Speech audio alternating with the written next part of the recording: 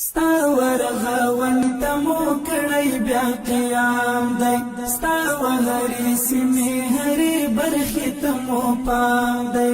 بیل مو کړې څومره ککرې درته له تنا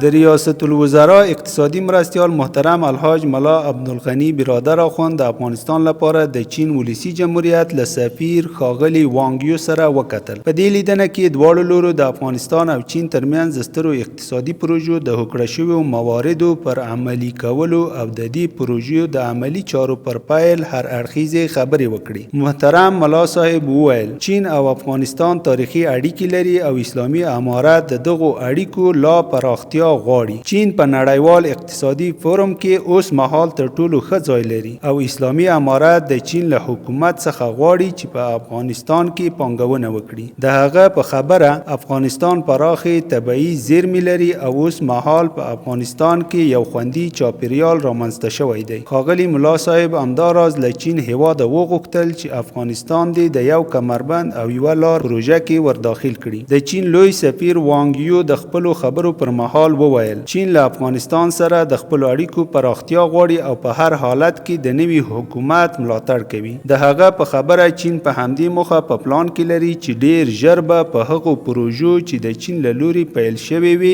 عملی کار پیل کړي او همدارنګه هغه نورې لوی پروژې چې د نړیوال بانک یا هم د آسیا پراختیایي بانک له لوري تمویلېدې او اوس نیمګړې پاتې دي غواړي بشپړې کړي. د ده په خبره دوی د افغانستان اسلامي امارت څخه غواړي هغه پروژې چې دوی ته لومړیتوب لري له دوی سره دې په اړه معلومات شریک کړي ترڅو دوی په دې برخه کې د پانګونې لپاره پلان جوړ کړي. د چین سفیر زیاته کړه هیواد چمتو دی چې د افغانستان اسلامي امارت سره خپلو دوه اړخیزو همکاریو او اړیکو ته دوام ورکړي او په دې برخه کې به له هیڅ راز هلو ځلو ډډه ونه کړي. په پای کې محترم ملا صاحب وویل د افغانستان اسلامي امارت چین ته د ټولو هغو اندېښنو د له منځه وړلو اطمینان ورکوي چې دوی د افغانستان له خاورې څخه د پیښېدو په اړه لري. بیل مو کړې څومره ککرې درته له تنا ای ګرانه وطنه